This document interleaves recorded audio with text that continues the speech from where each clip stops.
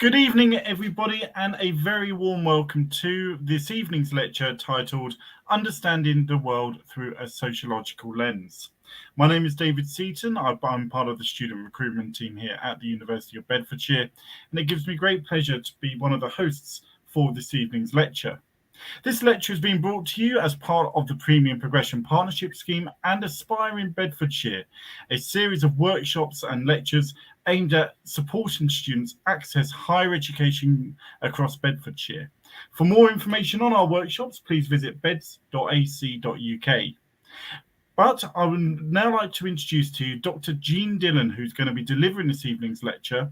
And Jean is a senior lecturer in social work. And this evening's lecture, as I say, is called Understanding the World Through a Sociological Lens. And thank you ever so much indeed, Jean. Over to you. You're very welcome. Welcome, everybody. It's with great pleasure that I give the lecture tonight. It's a real passion for me, promoting access to higher education. My whole PhD was around it. So what I want to do is look at some broad sociological concepts, but then very much relate it to you and your educational journey to get you think about some of the things that are motivating you and some of the things that you feel passionate about. So I'm going to start first of all by showing my slides. Okay, so very warm welcome, as I said. So what I want you to think about initially is, have you studied sociology before, or are you studying sociology?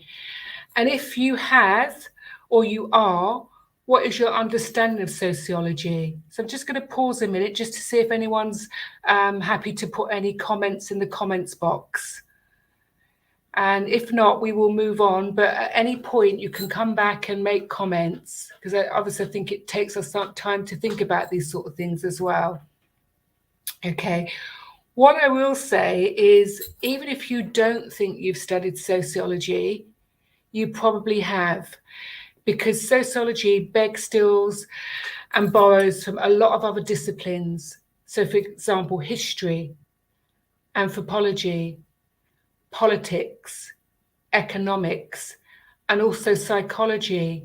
Because although it's concerned about society, it's also concerned about how society impacts on people. So that obviously that builds on psychology. Okay, so we've got no comments as yet, but I'm going to move on. Hopefully you can all see this. So when we think about sociology, it's helpful to look at it on two levels: the big picture, or what we call the macro picture, or micro sociology. So at a big level, sociology is about the study of society. But we also look at the smaller picture, the micro, or what we call micro sociology. So there we're concerned about interactions between people and how that impacts on people's lives, how it links to certain people being labeled as problematic. So if you think about it in a school context, you're actually doing sociology all the time, because you're making observations about what's going on in the world, either the bigger picture. Now, if we think about the bigger picture, you remember the COVID-19 lockdowns. We were aware of the impact that had on children's education. The fact that you couldn't go to school, a lot of you were learning online, that you were perhaps a bit socially isolated. You weren't able to be with your peers. So we'd be looking at what are some of the macro consequences of that. Now, being in school, you're not going to get on with everyone. You might observe that there's one particular person that's being bullied. So you might look at the interactions between that person and the other people that are bullying that person. So that's about micro sociology. So I would argue that actually, because sociology is about the study of society, we actually do that all the time. We're constantly making sense of the world. But what we're not doing is calling that sociology. So this is an academic discipline. So it's not only just about the study of society, it's actually what are some of the key social problems in society. So if we think about some of the key problems, poverty, mental health issues, actually the use of social media is a very, very big one. And sociology needs to catch up with that in terms of what impact does social media have on people. cyberbullying, or the fact that we're not seeing each other face to face. Are we able to develop our communication skills as well? We know, for example, during the COVID-19 pandemic, when we had to wear masks, that affected babies' development because they couldn't read their mother's face or other people's face. So what they found is that some babies are developmentally a bit delayed. So we're concerned with all these things and what problems it's creating. And then we're concerned with how can we respond to that? So a different aspect of sociology is what we call social policy. So that's any initiative that responds to a social problem. So it could be governments in terms of legislation. So if we focus on education, one of the key things that the previous Labour government was concerned about was education inequalities. So what they did is they introduced a policy to broaden access to higher education to the least privileged students, so that it would broaden access and address some of the education inequalities. And they had a target that 50% of people should be able to go into higher education by 2010. And then we have certain initiatives, like you could call this an initiative because we're trying to promote access to higher education and for you all to see that you've got an equal chance like anyone else of going into higher education. And even if you're the only person in your entire family that's considering higher education like I was, what we're trying to do here is actually encourage you in any way that we can. So that's broadly speaking what sociology is. And some of the key questions that we might ask, and you as budding sociologists might ask, are, why do some people have access to more power, status, and privilege than others? Now, this is a key question at the moment in terms of our politicians, isn't it? We're looking at their access to privilege, we're looking at their access to knowledge, and we're looking at it in terms of a democratic perspective, in terms of, we've elected these people, but how far are they representing us? So that's one area. Also, why do some people manage to improve their material conditions and others do not? So this perhaps suggests that there are barriers for some people and there are not barriers for other people. And then we have what we can consider are some very, very entrenched social problems that, despite all the social policy initiatives, always seem to be with us. So why are the poor always with us? We've always had a problem with poverty back before the welfare state. And even with the welfare state and the introductions of lots of provision like free education, for example, child benefit, particular allowances, we still have poverty. In a contemporary context, what we'd be looking at is what are the factors that are impacting on people that are poor. So we know, for example, we've had a period of austerity. We know, for example, that the crisis in the Ukraine has meant that the gas prices have gone up and the cost of living's gone up. So we're paying more for our gas and electricity and we're paying more for our food. So in schools, for example, your teachers will be looking out for any child that comes to school hungry, or if they're not equipped in terms of what they're wearing for the weather. If they're coming in clothes that aren't very warm and it's very cold, then what's happening there? And then we would look at the various processes in terms of how social problems get socially constructed. So why do we name some people as problematic and other people as not? So we name the victim, we shame the victim, we blame the victim, and we seek to change the victim. And one area where I was aware of this several years ago, and I don't know if you remember this, but there was a whole sort of media outcry about people that wear hoodies, just a tracksuit bottom with a hood. And all of a sudden, there was this connections with these hoods, these jackets with hoods, with young people being thugs or criminals or delinquents or, all these horrible pejorative words that you and I would never use. So what was going on there? So microsociology would suggest that this involved labeling processes where certain people were labeled, and we'd be looking at who was doing that labeling and for what purpose, and what were the consequences of that labeling rather. So for me, it would have been the demonization of young people. That's what was going on there. And as young people, you might relate to that in terms of what you read when you look at the news and how it depicts young people. Another example could be someone with mental health issues.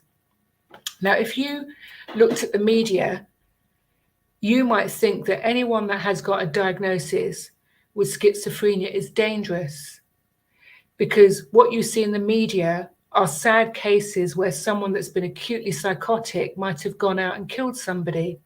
Now, having worked in mental health in another role for a long time, people very, very rarely attack other people or kill other people because they've got a mental illness. But you wouldn't get that impression if you actually listen to the news. So these are some of the key sociological questions that we might ask, and I'm sure you've got others that you're curious about as well. And I think what sociology does, it actually gives us a critical lens through which we can look at key things that are going on in society. So it enables us to be more questioning of what's going on. I remember years ago when I started studying sociology, my teacher said to me, sociology is a wonderful thing because it opens up your eyes, but you'll never see and think in the same way again. So you'll always be looking at things at a much more deeper level. You'll be sort of trying to look at the rhetoric versus the reality. You know, do the government really want to address these social issues, or is this a form of social control or whatever? So I think any knowledge, particularly at higher education, it's about developing a critical perspective and critical thinking, but it's also looking at multiple perspectives. What does this knowledge tell me? But also what's the contrasting knowledge and what's that telling me? So what we're not getting at here is truths. We're getting at perspectives, because knowledge is always developing over time. And ultimately, it's culturally specific. What might be true in the UK is not necessarily true in another country. So it's about us actually having a deeper perspective about what might be going on in society and for groups of people and individuals. Okay, next section. So what we require when we look at sociology is what C. Wright Mills calls a sociological imagination. So it's a wider lens. So you're looking at life through your binoculars, but you're looking at different dimensions. So we need the capacity to understand the political and the institutional. So what is going on in terms of the government and government policies and within our institutions? And how is that impacting on people psychologically? So one of the things you'll be aware of is there's been a lot of reports lately about certain large institutions like the police service, like the fire service, cricket, for example, in sport, being institutionally racist. So we're looking at what's going on there. What are the processes involved? How are people being labelled? How are they being othered or not given equal opportunities or equal treatment? And then what impact is that having on the individual or groups of society? Do they feel marginalised? Do they not feel part of society? And then what impact does that have personally? So does it mean they're more stressed? Does it mean they think, well, there's no point? So they have what we call a sort of sense of learned helplessness, as Seligman, a psychologist, would say. What's the point of me applying for this job? Because, you know, whatever I do, I'm going to be labelled. But we would sort of say, especially as I'm a social work lecturer, that we don't want to say because there are barriers in society, that means our life is determined. So I'm going to come back to that. So hold on to that concept in terms of life not being determined. So also, when we're looking at sociology and sociological situations and how they play out, we're looking at social circumstances, but we're looking at how these differ. So you may all be in the same school, in the same classroom, but each and every one of you are unique, and your social circumstances are going to be different, even if they are similar. So it's about looking at the individual in a unique context. So that involves listening to what people are saying about their lived experiences, their reality. It's really important to do that. And then having a sociological imagination enables us to make connections. So although when we talk about social problems or public issues, we're talking about issues that are widespread. So I've talked about poverty, I've talked about mental illness. We know that there's a growing concern about mental illness amongst young people, and that children actually first develop mental illness roughly around the age of 14. So it's something we need to be aware of. So although that's a public issue that gets public attention, either in the media or in terms of government response, that's always experienced on a personal level. And we have to recognize that. So we can't just say, oh, that's out there, that's just those people up there. This is how it's impacting on people's individual lives. And it's about also getting a kind of perspective on how people understand their own experiences and their own fate. So it's not about us making value judgments about how we think they should experience something or see the world. Yeah. And also we have to locate it within their own period. So if we think about the period we're in at the moment, it's unprecedented. You know, we've just got over the pandemic. We've got serious concerns about the climate. We've got world war in terms of, you know, Ukraine and Russia. We've got austerity. You know, we haven't faced so many issues, I don't think, together in a long time. I think you'd have to really go back through history. So this is a unique period of time for us that's different to any others. And I think when we're studying sociology, we're not trying to be sort of depressive. We always see the opportunity for change. In sociology, we look at big moments of change, and we look at what we call key social movements that have influenced that change. So if you think about the feminist movement in the 1970s, if you think about the civil rights movement in the 1960s in the States, and Black Lives Matters more recently here, if we think about the disabilities rights movement and the climate change movement, all of those big social movements have affected massive social changes. So what we're not trying to say is that society is determined by what happens, and some of the things are awful. You know, what's going on in Ukraine is absolutely barbaric, but we always have the opportunity to change. There are always people that will want to make a difference, and we are hoping that you in the future are those people that will make a difference. You know, there's a lot of passion amongst young people in terms of climate change, because that's your future. That's the future of your children to come as well. So what sociology does, it helps us to grasp what is going on in the world.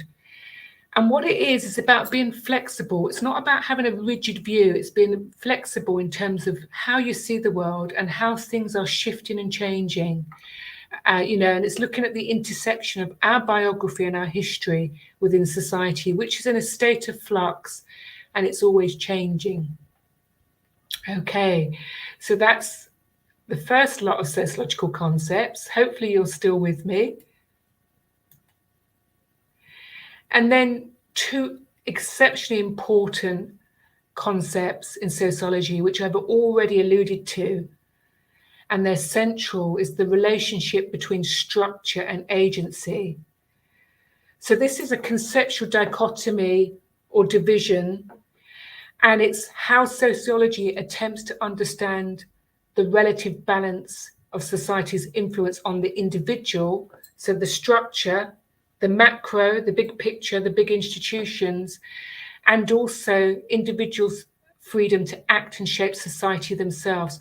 Now, we call this agency. So structure is top-down influences, like education, like the criminal justice system. So we know, for example, that there are rules that if we break and they're criminal, there are going to be consequences. So the criminal justice system is a key structural institution in society. But also we know that things can be bottom up, where we can be self-determining, we can take our own action.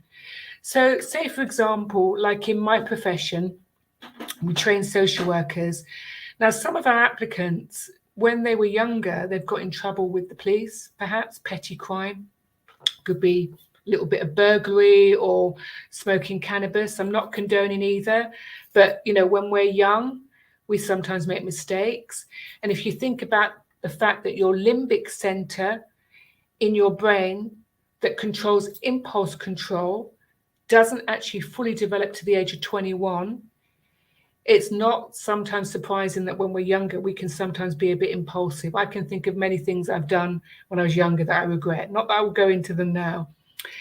So that example of someone, maybe getting involved in petty crime and getting a caution or maybe a fine, from having to go to court, that person might through that experience think, right, I want to work with young people in similar circumstances. And then they might think, I've really enjoyed doing this voluntary work. I actually want to train to be a social worker or a youth worker. So what they're doing is they're using their life experiences and then they're exercising their agency to be self-determining so that they can then go on and train as a social worker or as a youth worker. So that's exercising their agency. So these concepts are so important because what we're saying is that the structures and the barriers that those structures sometimes create do not determine who we are or what we can do. So although they might limit life chances, we can overcome those barriers. Yeah, so they're quite important. So then if we think about some of the key structural institutions in society that impact on us from a top down, this is just encapsulating what agency is. So I'll just give you a few minutes to read that. So I think with agency, and I'm focusing on agency for this session because I think it's really important for you to recognize that you are exercising your agency in terms of what subjects you choose to study at A level, in terms of whether you choose to go on to university or you choose to do an apprenticeship, what subjects you study there. You are exercising your agency. You're making choices. Now, sometimes the difficult thing is knowing what you want to do, when you're 15 or 16. Sometimes it's only through that journey of life experience that you realize. But some students are very clear from the outset, I want to be a doctor, or I want to do this, I want to be a vet or whatever. So you're exercising your choices or your agency and your individual power. Okay, the next one. So here are some of the key institutions in society. So we've got the economic system, and we all know about that. And then a key institution is the family. So the family is known as the primary source of socialization.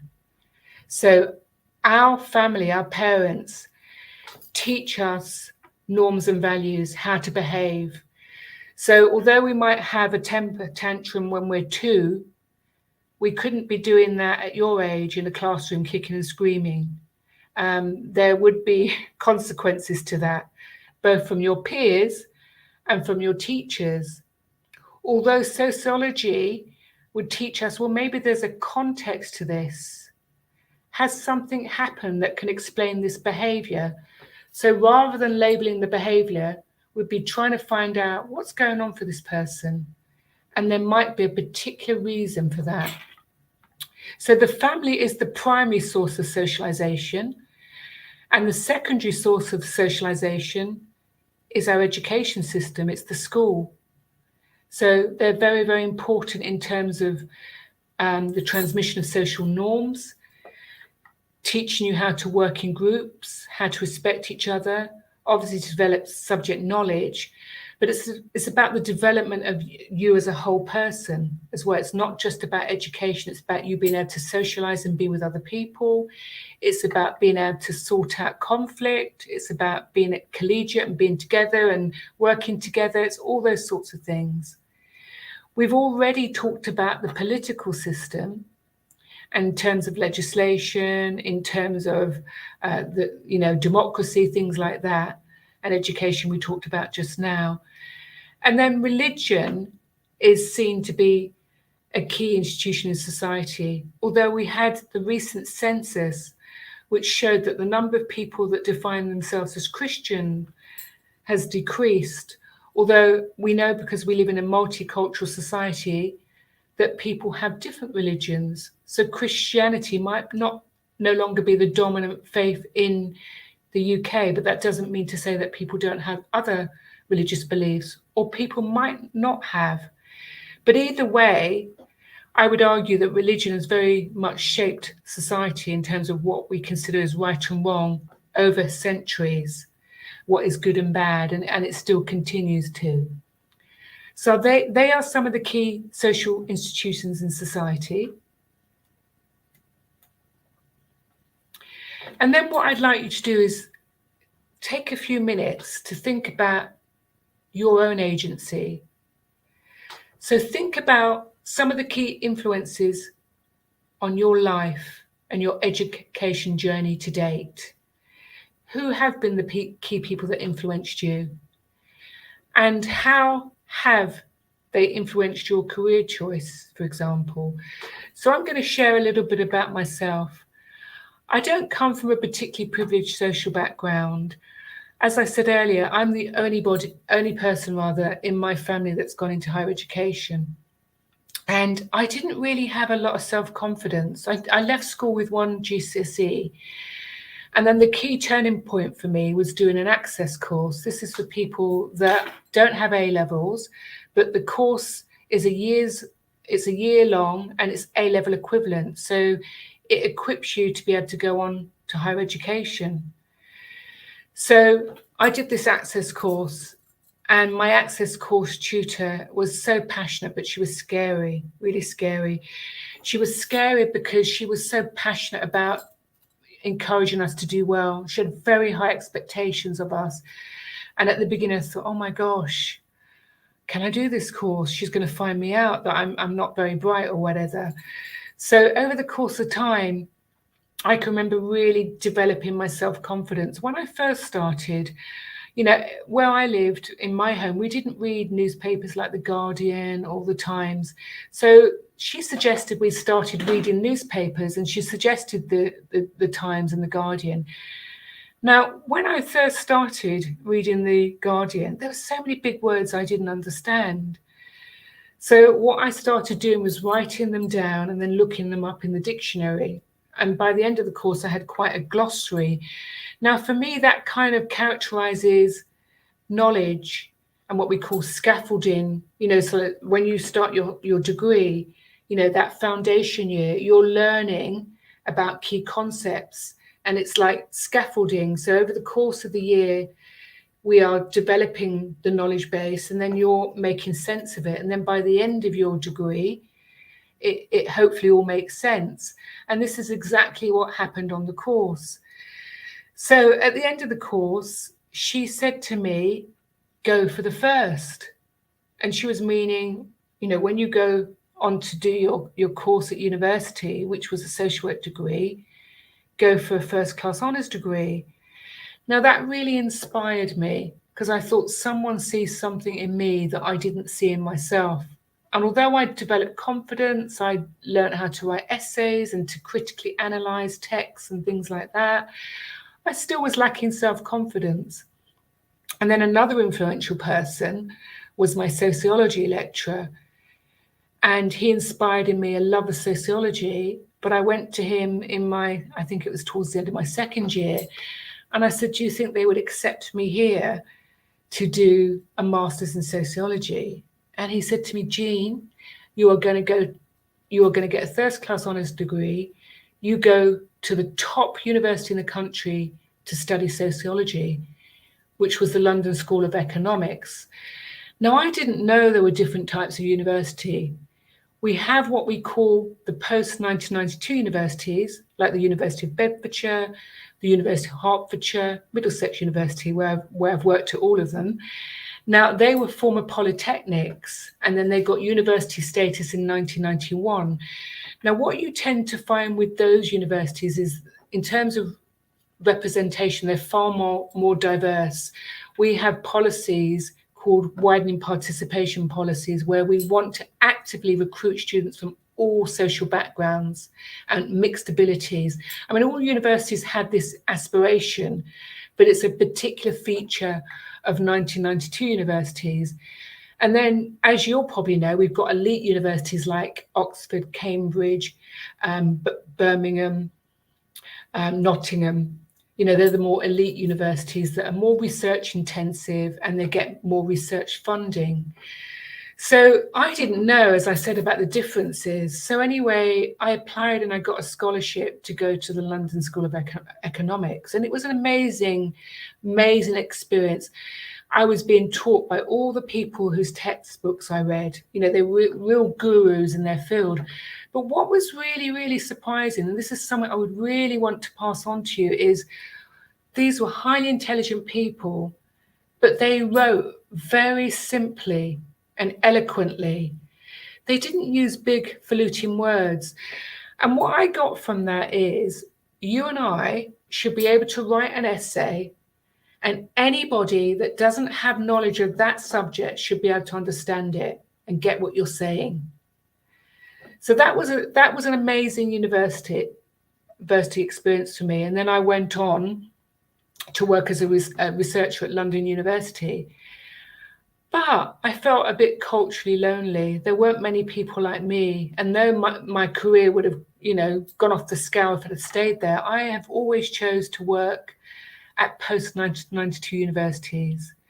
So I'm just using this as an aside, but what I would say to you is when you are thinking about going to university, when you're at that point when you've done your UCAS form and you're going to go for open days, get a sense of that university, go along to an open day and think, do I belong here? Could I belong here? Are the staff welcoming? Are there lots of resources that are going to be helpful for me? Because it's really, really important if you're going to be spending 3 years that you're comfortable.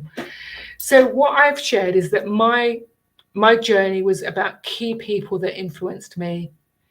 You know, when I didn't have the self-belief, they really encouraged me. And I'm hoping that's what's happening with you at school and will continue to.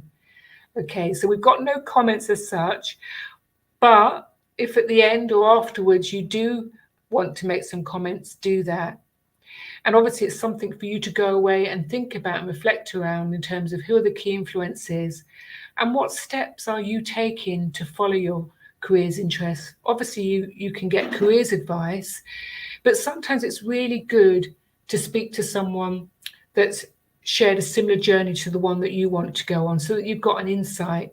And obviously if you can get voluntary work or anything like that, that would also be really helpful. So this is about how you exercise your own agency so you can choose what you do with your life. And sometimes, you know, your parents might have particular ideas about what they want for you, but this is about you, it's about your journey and what you want to do in your life. Okay, so I'm going to use an example now of my PhD. How this all came about was I was working as a social work lecturer at Middlesex University, and social work training changed from being a diploma to a degree course in 2003.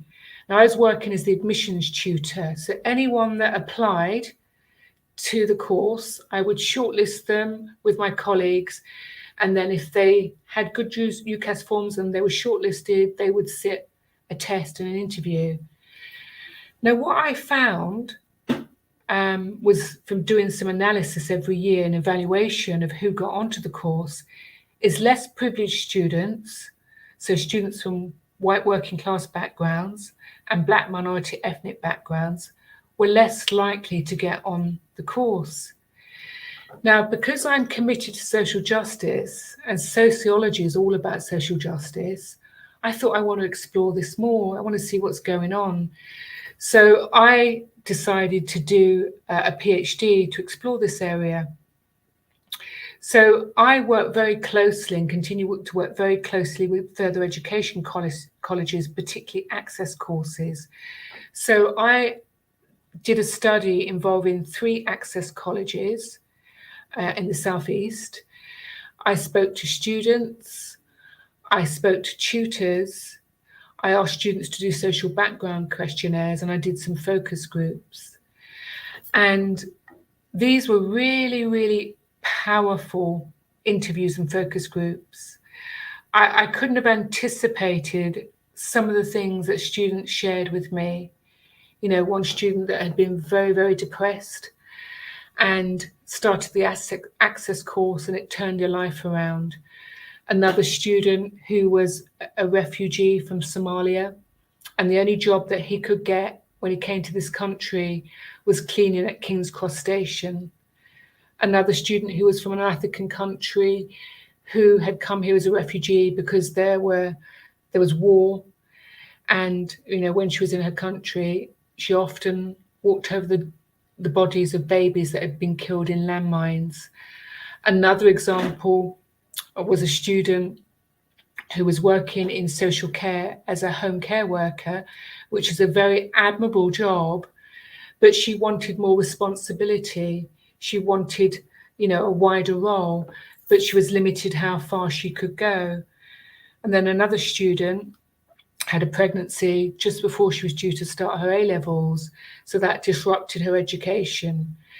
So what I did is I actually spoke to these students in depth, and then I sort of did the analysis and came up with these categories. So one was turning bad experiences into good. You know, so I've talked about two examples, you know, two refugees. There was another student who was mentally ill and spent time in a psychiatric unit. Now, what I'm getting at here is our life experiences are really, really important, and they often give us the momentum to do something because we've had lived experience. So some of these students were wanting to turn bad experience into good. And in my profession, you know, when people have had particular life experiences, they often have a deeper awareness and understanding and what we call empathy. So they really want to make a difference in life. That's a key motivation for them. Other students, it was a gradual recognition. You know, they hadn't done particularly well at school. They weren't sure what they wanted to do. I can remember he wasn't in the sample, but certainly a student from years ago, used to be a bank manager. And one day I thought, I'm not finding this really satisfying. I actually want to work with people where I feel I'm doing some good and I'm making a difference rather than making money for a bank. So this gradual recognition is a really important one. And I'd say for you all, you know, you might decide to do a degree in a certain subject, but that doesn't mean to say that you're necessarily going to go straight into a career. Like if you do law, that you're going to be a lawyer. You might change your mind along the way. Or even if you do become a lawyer, you might decide after a certain point that actually, no, I want to diversify. I want to do something else. So I think often our educational journey is a gradual thing in terms of recognition, but it's open to change. And if you think about how many years you're likely to be working, you know, it's very unlikely you're going to be doing one job for life, you know, and you might want to specialize in a particular area or do something different. So this gradual recognition is very relevant for all of us. So for example, I'm a social work lecturer and I work as a sessional mental health act manager. But I'm actually training to be a psychotherapist because I've had a very significant loss in my life. My son died. And that's really because of all the support that I received. I thought I want to be able to give something back. But also, I experienced the other side of it where people didn't know how to support me. They didn't know what to say or do. And I thought, actually, I don't want to think that anyone else would be in that position where they can't talk to someone. So you can see how gradual recognition can be important at any time in your life. And then there was the philanthropic drive. Now, this linked to a couple of students, one who was brought up in Jamaica and his dad used to mend watches. And there were a lot of young chaps in the local area that were experiencing poverty, and he would offer them apprenticeships, you know, and they would work for him and learn a trade. Another example was a chap whose dad was a chief in Africa, and he watched his dad do a lot of community work. And he thought, I want to do that. I want to help people. So this is what we call a philanthropic drive. And then the education imperative is where there's a strong imperative to want to pursue education. This could be partly because of your family influence, your parents. Some parents, they are quite clear, what schools they want their children to go to, and even they might suggest what professions, but it might be you. In terms of that drive, I had a strong education imperative, and I didn't recognize it as such when I was younger, but I had this curiosity to know more about people, to know what's going on in the world, and to find out more so I could understand what was going on in the world. So all of these things are important. So just to say, there's a couple of these students who were involved in the research that then went on to do a degree where I was working at the time at Middlesex University. So the chap that I mentioned who used to work at King's Cross Station as a cleaner, he went on and he got a 2-1 and went into social work. And then his wife then went into higher education. So what education does and did for him, it improved his life chances. And you can then imagine that that's going to be transmitted to future generations because he's a role model to his children, and that might raise their aspirations. And then another student had experienced really awful domestic abuse, had 2 children, so she left her partner. She also was working at the university where I was, and she got a first-class honours degree. She's now teaching, doing some lectures on one of my courses at the University of Bedfordshire, and she's doing other sort of work, like she's a practice educator where she supervises qualifying social work students. So her life has become completely transformed. And then the education imperative, one particular student I mentioned earlier who had a pregnancy in her teenage years, but she still wanted to go into higher education. So she did the Access course. Again, I worked with her. She got a 2-1 and then went to work in children and family social work. So you can see how the exercise of agency is so important for all of us. And there can be barriers. There are financial barriers. There are psychological barriers. I've worked with students, particularly female Asian students, sometimes where, the family doesn't necessarily want them to go into higher education. So they're having to overcome some of those cultural barriers sometimes. And that agency is often very strong, and it's a key motivator for students. And it changes lives. Education changes lives. Okay. So I'm going to sum up now, and please do ask any questions if you have any. But I just want to really say what I feel sociology contributes to our understanding of the world. I think it helps us make sense and understand the world. Sometimes that's not an easy thing because we are delving much more deeply. But just in terms of agency, in terms of you being able to change your life and change it around, we can do that. I've talked about the key role of social movements in society. Things can change around in ways that we think are unimaginable. I mean, look at the suffragettes. Women never had the right to vote. Look at the role of the suffragettes. Look at the feminist movement, as I said. We've got equal pay acts and things like that. Okay, there are still issues with pay not being equal, but we have legislation. Also, I think sociology offers descriptions of what's going on in the world and explanations of key social processes. So it enables us to unpack things. So why do some people get labeled as problematic and others don't? Often that's about privilege, power and status and unequal status. So we're aware of it, but then we can think about how can we address that? Yeah. So one of the key ways in which the University of Bedfordshire really wants to address education inequalities is to do these sorts of talks, to talk about you and your aspirations and to support you, come into the university, see what we do, come to our open days, come to our offer days, and then get a taste of it yourself. Yeah, it's for everybody. And then I think this is really important for higher education per se, but also it facilitates critical thinking. It gets us thinking much more deeply. And what it allows us to do is question some of the assumptions we ourselves make, some of our prejudices that we all have.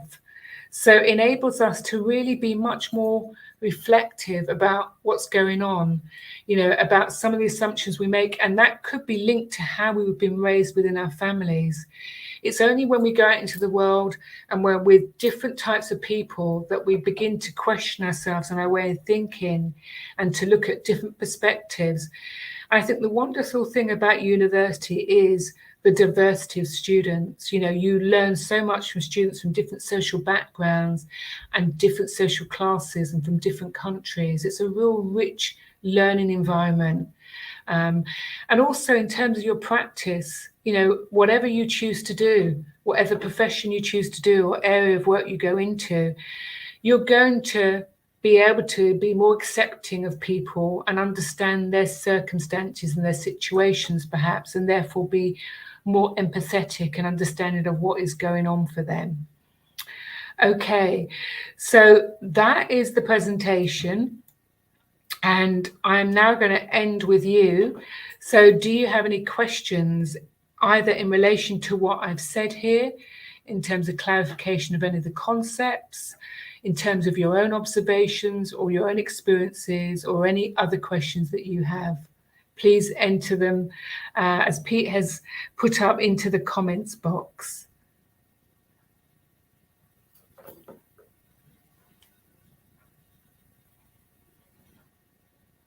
No questions? Thank you. You're welcome. Ever so much indeed, Jean, for that really fascinating talk. Okay. And you obviously are part of the School of Society, Community and Health. And the idea behind today, of course, is to give a little bit of a taste to us to some of the things that we teach here at the University of Bedfordshire. You are a lecturer in social work, but we also offer a range of other courses related to what we've talked about today, don't we? So we offer social sciences. We also offer a range of sort of child and adolescent studies. And for people who maybe want to become a social worker, what is in your view, the best thing about social work in terms of the actually studying it and having a career in social work? I think the wonderful thing about social work is it's not abstract. Any knowledge that you learn is applied to everyday reality and practice. So in terms of the way I and my colleagues teach, we will talk about concepts, but we're always going to apply them to real life. And we draw a lot upon your lived experiences in terms of your own experiences, how you see the world. So it's very much about learning together. It's not about me having a fount of knowledge that I pour into your head. It's about recognizing your lived experience and what you come with. And I think often students that embark on a social work course, they've had particularly unique experiences and they've got a strong commitment to wanting to make a difference to society, but also to people. So it's a real privilege working with people either in their homes or in communities. You learn so much about life. And I think within the other departments, social science, there's so much overlap with what we do, criminology, child and adolescent studies, for example. So you could, for example, if you didn't come straight into the social work course, you could do child and adolescent studies. So say some students don't get the UCAS points that they need to do social work. So they've got the option of starting with child and adolescent studies, and then they can transfer after the first semester as long as they pass the test and the interview. So there are a lot of options. You can do an apprenticeship. We do an apprenticeship in social work, or you can do another degree and then qualify at a master's level, which is a 2-year course. And we are thinking of developing a master's apprentice at master's level. So there's so many options that you can take. And I think there's a lot of flexibility that's offered in terms of how you study and what you study at the university. Some students transfer from other courses into social work. Rarely do they transfer out of social work, because I think they've kind of made up their mind. And I think I would also say to you that age is never a barrier with social work. We have a very wide mix of age ranges on the course. You know, younger students are 19 up into the 50s. Now, we don't actually say that students have to have 6 months experience. So if you've got limited experience, that's okay. What we'd ask you to do is do some voluntary experience in your first year of study. But I think it's important, whatever subject or profession you choose to study at university, that you can make an informed choice. So find out about that actual professional, that course. You know, speak to people that have done the course. Speak to, you know, someone that works as a social worker. Often a lot of our students have got relatives. It's funny, actually, I've got a student at the moment, a final year student. His brother and sister trained as social workers before he did at the University of Bedfordshire. So we've trained the whole family practically, and his mum and dad are social workers. So sometimes it goes through generations. So there's so many options for you. Oh, that's really, really lovely. Good to hear there, Jean. So I'm looking at the comments box. It doesn't look like we have got any questions tonight. However, I'd like to thank you, Jean, for delivering this really informative lecture this evening. And for those of you who don't know, we are running a series of public lectures throughout the month of December and right through into the new year.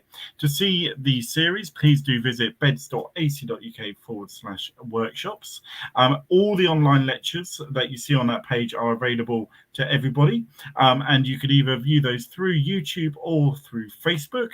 And of course, if you want to know more about what Jean's talked about today and some of the courses available at the University of Bedfordshire, please do visit www.beds.ac.uk. And Jean, it works in our School of Society, Community and Health. There's a social work degree there alongside other health-based courses, but we also do have courses related to this in our School of Applied Social Studies as well. So please do visit our website to find out more information. Alternatively, please just come and visit us at our open day. We've got a virtual open day coming up on Wednesday evening, and then we have got our next on-campus open day on the 21st of January. But thank you ever so much indeed for your time this evening. Thank you, Jean, again for a really informative lecture, and I look forward to meeting some of you who've been watching this webinar at the University of Bedfordshire very shortly. Thank you ever so much indeed. Have a great evening. Thank you. Thank you. Bye-bye, everyone. Good luck with your choices.